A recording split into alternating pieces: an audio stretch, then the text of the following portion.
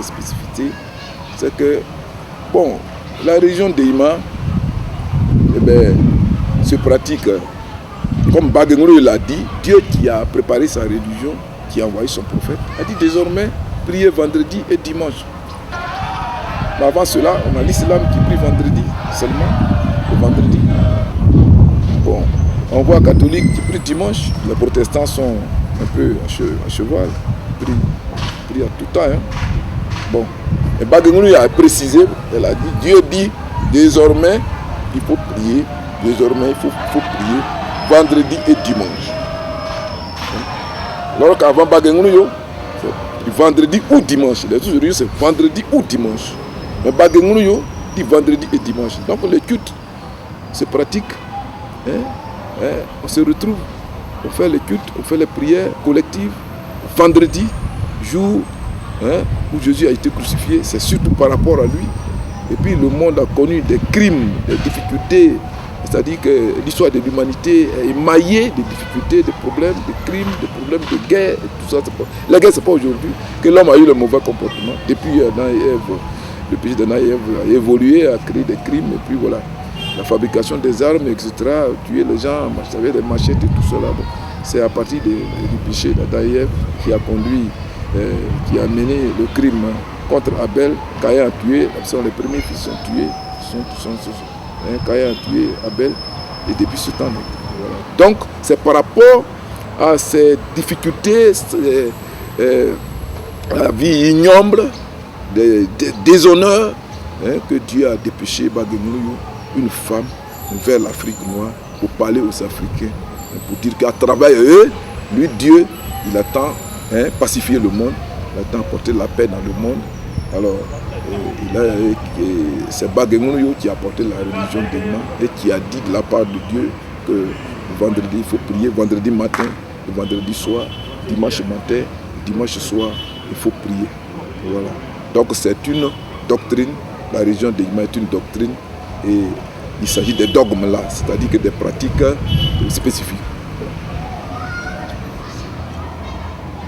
Maintenant, vous, en tant que prédicateur de la religion d'Eima et évangéliste, vous avez commencé à mener un certain nombre d'actions, donc à évangéliser. Est-ce à dire que c'est parce que la religion ne communique pas du tout que vous voulez combler un déficit? Oui, c'est bien cela, vous avez trouvé juste. Vous avez trouvé juste, sinon je suis policier. Ma formation c'est policier, je suis devenu policier. Je suis né au Deima. Ma grand-mère, appelée Okunoaya, à la Dema. Ma grand-mère a connu Bagengoulou, elle allait jusqu'à Leboglou. Elle a même dit qu'à l'époque, il y avait trop de fétiches sorcellerie. Elle-même, elle faisait partie, mais elle a dit que très tôt, elle a compris que c'était un faux truc. C'était une fausse doctrine, il n'y avait rien. Malgré la présence de fétiches, sorcellerie, bon, les gens continuaient à tuer. Elle a appris qu'il y a une femme qui prie à Leboglou et elle a fait partie de la délégation. Et elle a vu Bagengoulou, que la religion d'Eima, je suis pratiquement un produit de la religion d'Eima. Et donc j'ai eu le concours de police, je suis devenu policier après la formation, j'ai commencé à travailler. Mais je comprenais bien quand les gens chantent, quand les gens prient, à un moment donné je me suis intéressé. J'ai même quitté la région d'Eima, je suis allé même au christianisme céleste. Et puis je suis revenu. Et depuis 86 pratiquement, j'ai pris la chose au sérieux, le démon au sérieux, parce que j'ai compris. Vous voyez, on nous dit souvent que la souffrance, on nous dit que c'est-à-dire là où il y a souffrance, celui qui souffre, il a vie. J'ai tellement souffert que, enfin, orphelin de père, élevé par son grand-père, mon grand-père, grand-mère. Mon grand-père a fait beaucoup de villages, régions à Gagnoa. Donc j'ai appris les tenir, Bakoro, Niabré, Badi, Negedi Zedi et tout, bon, Gébié, etc. Alors quand on chante les chansons de Bagengoulou au cours de cultes, je vois, j'entends Gébié, j'entends Bakoro, j'entends Niabré, j'entends. J'ai été élevé à deux groupes à l'Union. Des deux groupes, je suis venu à Maïdou, Niabré. De Carton Bakoro, voilà Gébié à côté. Et puis voilà. Donc, quand on chantait comme ça, puis les gens expliquaient aussi, ils n'expliquaient pas bien. Moi, je comprenais bien. Et c'est cette compréhension qui m'a poussé à faire des recherches. Et aujourd'hui, je suis devenu vraiment un chercheur, un intellectuel. J'ai répandu vraiment la religion. Quoi que les gens disent, ils sont au courant. Voilà. D'abord, à l'intérieur de la religion de moi-même, il y a beaucoup de choses que aussi j'ai apportées. Mais comme je ne suis pas Pawaba, je ne suis pas Deimamba, ben, c'est pas... Pawaba, mon nom ne peut pas être responsable chargé des paroisses. Voilà, des paroisses ayant le titre suprême. Pawaba équivaut au prêtre, équivaut à l'évêque. Et c'est tout. Comme je ne suis pas évêque, je ne dirige pas une église, une paroisse. Donc, vous êtes tout un évangéliste, un prédicateur évangéliste. Un évangéliste, prédicateur, un évangéliste. La bonne parole partout. Voilà, surtout évangéliste, je suis évangéliste. Et donc, j'ai décidé, c'est-à-dire que c'est sur Dieu lui-même, la décision de Dieu, c'est Dieu qui a ouvert ma bouche. Moi, j'ai souvent honte de parler dans les milieux. C'est l'armée, la police, la formation militaire, puis la police qui a fait un peu que, voilà, il y a beaucoup de honte. Je respecte beaucoup les gens, donc ils n'aiment pas trop parler dans les milieux. Mais à un moment donné, j'ai entendu la voix, il faut sortir, tu dois parler. Et à l'intérieur, tu parles aux gens, ils ne t'écoutent pas, ils ne te respectent même pas à l'intérieur. Sors, tu vas, parce que tu as le verbe, et puis tu es un orateur. C'est comme ça que je suis sorti. Et avant 2000, la guerre, avant 2002, précisément en 2000, comme ça, en 2000, 2001. Et puis, voilà, c'est parti comme ça. Et c'est comme ça que je suis rentré partout dans les universités, dans les lycées, un peu partout dans les quartiers, à l'intérieur, un peu partout. Voilà. Pour informer, pour répandre la religion, que tout le monde sache qu'une bonne chose est venue vers nous. Et comme Dieu l'a dit à Bagoumou, c'est la seule religion qui est à la mode aujourd'hui. Parce que Dieu, je vous ai dit que c'est une méthode, que Dieu a apportée pour racheter ses enfants. Voilà.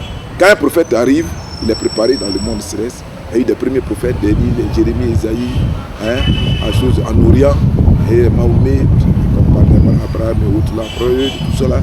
Et en Afrique noire, à partir de 1865, le dernier prophète, garçon, William Wadé Harris, né en 1865, ce que j'ai lu, 1865, moi en 1929. Mais il a plutôt fait son travail, sérieusement en Côte d'Ivoire. Parce qu'au Libéré où il est né, les gens ne l'ont pas écouté, ils l'ont chassé tôt. Et en 1892, il a prophétisé ce Baguengou Lyonnais, en Côte d'Ivoire. Bon, il y a un prophète au Passage qui est né à Sassandra, on parle de bébé gras, mais là, comme il n'est pas connu, on a parlé de lui, mais on ne peut pas trop s'attarder sur son cas. Donc voilà comment j'ai trouvé nécessaire d'informer le peuple africain qui ignore la religion, qui ignore les prières. Il faut dire à porter Baguengou, Dieu a fait naître Baguengou chez nous ici pour nous apprendre à prier, pour avoir les bons esprits, comment il faut entrer en contact avec les bons esprits, pour qu'ils viennent assister, pour faire le travail. C'est ça le culte de vendredi et le culte de dimanche, surtout le culte de vendredi que nous avons déjà vu. Très important. Mais aujourd'hui, c'est beaucoup bafouillé et je suis en train de mettre ça sur place. C'est ce que vous avez vu. Voilà. Donc, c'est apprendre sérieusement. Il faut apprendre au sérieux. Ce n'est pas la peine de discuter. Il faut apprendre ce culte parce que depuis 86, le culte des Baguengou, 86, où j'ai commencé normalement. Le culte des Baguengou était là, que Dieu a apporté directement, était là. Il n'y a pas de modification, il n'y a pas de réforme. Jusqu'à même 98, 99. C'est vers, c'est à partir de 99 qu'il y a eu beaucoup de réformes, des éléments qui ont été ajoutés, on ne sait pas par qui. Et qui fait aujourd'hui que nous sommes à Côte d'Ivoire connue de la guerre. Ça, il faut être clair. C'est parce qu'une doctrine, Dieu a dit, ne retranchez pas, ne augmentez pas. Les gens, on devait s'asseoir, on devait discuter, on doit avoir des savants, des chercheurs ensemble, beaucoup. Mais les gens ne veulent pas étudier, ils ne veulent pas. Ils ne veulent pas apprendre le déima, ils ne veulent pas apprendre leur langue, ils ne peuvent pas étudier les autres langues. Ils sont là, ils ne veulent pas travailler. Voilà. Donc au moins, j'ai sacrifié ma police, je me suis sacrifié. Alors, je vais revenir encore dessus. Qu'est-ce qui a été le déclic? Vous avez été un ancien policier, donc un ancien agent des forces de l'ordre. Oui. Et vous avez abandonné cette fonction tout d'un coup. Qu'est-ce qui a été le déclic pour que vous soyez définitivement consacré à votre religion, à votre fonction de prédicateur et d'évangéliste? qui répand la bonne nouvelle de Guéhima Pâques. Oui, vous savez, C'est quand même un élément déclencheur. c'est très important. C'est que la question que vous posez, très important. Très important. Quand tu fais quelque chose, quand tu prends quelque chose au sérieux, quand tu apprends quelque chose, c'est pour connaître. Et quand tu connais, quand tu comprends bien, eh ben, tu peux continuer. Comme tu sais que tu peux continuer. Si tu continues, hein, ben, tu auras ton bonheur ou bien changer. C'est une décision. J'ai trouvé nécessaire, j'ai vu que sans religion spécifique, l'Afrique ne peut pas se retrouver. Et les savants européens occidentaux le savent. Et tous les écrits, il faut fouiller. Philosophie, physique, chimie, soit géographie, et tout ça là vient de religion. Parce que, donc, il y a autant comprendre, ou bien faire comprendre qu'il faut pratiquer la religion chez soi. Parce que quand on parle de religion, on parle de langue, on parle de langage, on parle d'ethnie. Vous voyez? Vous allez voir que les religions qui sont importées, qui sont venues de l'Occident, qui nous ont rendu service, ne sont pas venus enseigner la parole de Dieu en tant que tel. Ils sont venus nous informer que d'un moment à l'autre, un prophète va naître. On dit prophète des nations. Un prophète va naître vers vous. Parce que le prophète parle directement à une nation et directement à une race. C'est ce que Dieu a dit. Et c'est ce qu'ils ont fait en Orient. C'est ce qui est l'arrivée de Mahomet en Arabie Saoudite. Il va dire quand nous allons l'islam, parce qu'on s'est pratiqué en Arabie Saoudite, c'est pas comme ça qu'il s'est pratiqué. Et chez nous ici. C'est ça. Donc, Dieu veut que ces prophètes soient directement, parce que ces prophètes soient directement en contact avec ses enfants. Et ces prophètes-là, il les fait naître dans la race, dans l'ethnie, dans la langue, voilà, pour mieux parler, pour mieux s'exprimer, pour mieux expliquer, et pour que ça soit bien compris. Voilà. Aucun prophète n'a parlé le français moderne. Voilà. Français moderne. Non. C'est le latin, le grec, essénien, phénicien, ararien, etc. Et voilà. Donc, vous abandonnez la police un matin. Un beau matin, bon, ce n'est pas un abandon catégorique. Bon, quand on va service, parce que j'ai travaillé à la drogue, fait la police judiciaire, voilà, spécialiste de drogue. Bon, donc, je ne peux pas faire à la fois la police, j'ai compris qu'on ne peut pas faire la police et puis la religion. Vous voyez, aller au service matin, midi et soir, alors que les autres, on t'attend sur le terrain, parler de Dieu, alors on ne peut pas se délier vers la fin. Il y a un évangile même pour toi. Il y a un évangile même pour toi. Parce que les prophètes, moi j'ai regardé dans l'enseignement de Baguengulu et dans l'enseignement spirituel global. Est-ce que tu vois? Voilà. Il y a un prophète qui s'appelle Gategnon. Alors Gategnon et les fidèles de Ima savent, ils connaissent cet évangile. Gategnon dit, Dieu dit, il faut suivre, deux livres. Voilà. Fais un choix. Sinon, finalement, tu vas te retrouver zéro. Voilà. Donc vous avez fait le choix. J'ai fait un choix parce que un choix douloureux. Je devenais faux policier. Un choix douloureux. Je ne peux pas être sur les rangs. Bon, on ne peut pas me voir. Bon, je suis toujours absent. Et puis, bon, ça a attiré l'attention. Finalement, même on m'a traité de fou. Et tout cela, j'ai passé tout mon temps au service d'entretien, au service des malades. Finalement, on disait que même je suis malade. Au niveau de la famille aussi. Voilà, au niveau de la famille, déjà, même moi, on m'a surnommé celui qui a abandonné, celui qui a abandonné sa police, celui qui s'est enlevé à la police à cause des religions. C'est devenu une injure chez moi. Mes parents, tout le monde, les gens sont allés dans les villages raconter n'importe quoi. Mais comme quand Dieu choisit l'homme, et quand tu fais le travail de Dieu, tu ne peux pas sortir bredouille. J'étais confiant que d'un moment à l'autre, Dieu allait ouvrir ma vie, il allait m'enrichir autrement. Voilà. Bon, même si je ne suis pas riche en tant que tel, mais je n'ai pas eu faim. J'ai jamais eu faim. Et puis vraiment, il ouvre toutes les portes aux autres. La preuve, je me retrouve devant vous, un spécialiste, où j'allais vous trouver. Je suis donc amené à vous poser cette question.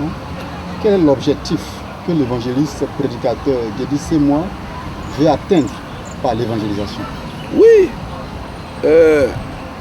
Vous voyez, je suis beaucoup dans les mots. Et on m'appelle souvent découdeur. J'ai compris qu'il faut s'instruire pour comprendre la religion. Vous voyez, l'Occident qui nous a apporté la religion, l'islam qui est venu de l'Arabie Saoudite. Mais si tu ne connais pas bien la langue des Blancs, comment tu peux expliquer et comprendre la religion? J'ai fait une découverte. Sincèrement, j'ai découvert que l'arrivée, toute religion, toute pratique de religion conduit au développement et au luxe. On ne devait pas être dans un pays comme ça. On ne devait pas être un pays divisé, un pays pauvre. La Côte d'Ivoire, le Mali, le Sénégal, le Rwanda, tout ça, l'Afrique noire, c'est-à-dire qu'une nation ne peut pas avoir des nations pauvres. Non, c'est parce qu'on n'a pas compris la spiritualité. Il ne peut pas avoir de frontières. Voilà. On n'a pas compris la spiritualité parce qu'on n'apprend pas la langue. On n'a pas appris la langue arabe, on n'a pas appris la langue française, on n'aime pas. Vous voyez? Donc on ne comprend pas. C'est parce que c'est une religion. Vous voyez, les gens pratiquent les religions pêle-mêle, n'importe comment. Est-ce que tu vois? Et quand on parle de religion, quand on enlève le ré, il reste lit. Et quand on dit lit là, c'est ton lit, ça veut dire c'est ta maison, c'est ta famille, c'est ta religion, c'est ton intimité, c'est le continent. Est-ce que le continent européen, asiatique, tout ça là, c'est ça dit. C'est ça, poésie, poterie, c'est ça. La peau, c'est ça. Vous voyez, c'est ce que ça veut dire. Donc, pour mieux comprendre la religion, il faut apprendre les lettres de A à Z. La lettre A jusqu'à la c'est-à-dire, comment on appelle ça, tant que tu ne connais pas l'abécadère, c'est-à-dire que de A à Z, les lettres, les syllabes, les mots, avant de connaître les phrases et tout ça là, ça tu ne peux pas comprendre. Donc quand le blanc parle de religion, j'ai compris vraiment que c'est grand. C'est grand. Ça englobe tout. Est-ce que tu vois? Gion même là. Pourquoi on dit gion? Ça vient d'agir. Donc pour agir, il faut regarder dans ton lit. C'est ce que le blanc est en train de te dire. Ça veut dire que personne d'autre ne peut venir te faire le développement à ta place. Développer ta région à ta place. Ton pays à ta place. Personne ne peut venir te laver. Toi-même, tu as les yeux, tu as les bras et tout. Chacun a ses bras, tout doit se laver. L'Afrique doit se laver. L'Afrique doit s'instruire. L'Afrique doit faire des recherches, développer par elle-même. On n'a pas besoin. Est-ce que tu vois? Quand l'étranger arrive ou bien quelqu'un vient d'ailleurs, c'est qu'il a été instruit. Donc, il veut partager les méthodes, mais il ne peut pas tout te dire. Il ne peut pas tout te dire, il ne peut pas tout faire pour toi. Voilà. Donc, j'ai découvert qu'il fallait partir des mots, des lettres, des syllabes. Voilà, pour mieux comprendre. J'ai compris. Et comme j'ai compris, sincèrement, je vais aider mes frères à comprendre. Voilà, à comprendre. Quand le blanc te dit littérature, il y a lit encore dedans. Quand il te dit poésie, il y a peau dedans. Mais quand il dit littérature, il est en train de te dire rature du lit. Ça veut dire quoi? Rature du lit, ça veut dire que toi, tu es le produit de ta famille. Je prêche partout où j'ai dit prêche. Je ne prêche pas ce qu'on enseigne à l'intérieur de la région d'Aïma. Parce que personne ne peut comprendre ça dehors. Si c'est d'abord dû à l'intérieur, comment c'est pas dehors? Parce qu'il y a la langue, Gaudier, Dida, etc. Bon, tout ça là, on ne peut pas comprendre. Voilà. Parce que le Gaudier, c'est comme le latin, parce que le Gaudier, c'est l'ensemble des langues. BT, Dida, etc. Tout une fusion, tout une interprétation, une interaction. Voilà, c'est des peuples qui sont ensemble pour cohabiter. Donc, ces langues-là, il y a un peu beaucoup de mélange. Donc, c'est pas là une ethnie, on appelle comme ça le Gaudier. Quand tu entends le mot Gaudier, ça vient de Lagodier, c'est-à-dire des hommes puissants. Ce que ça veut dire, mais les gens ne peuvent pas comprendre ça comme ça. Il faut un chercheur. Vous voyez. Donc moi, mon objectif, ce que je vise, c'est déclarer que je peux mettre fin à la guerre. À la guerre mondiale. C'est-à-dire que la guerre dans le monde, c'est-à-dire on ne peut plus entendre parler. C'est Bagengunuyo qui a fini la guerre. Dans son enfance, elle a parlé de 3 guerres. La guerre, la sorcellerie, c'est une guerre. Le fétichisme, c'est une guerre. Et elle disait la guerre chez les Blancs. Elle ne parlait pas le français. la guerre chez les Blancs, ce qu'on appelle guerre mondiale, à 1945, hein, alors que les gens n'y croyaient pas, eh bien, Dieu lui a dit, Dieu lui a parlé. Il y a les témoins qui sont là, il y a encore, hein, son frère, il y a encore, hein, dans la famille à Gagoué, il y a encore le Deimamba de là,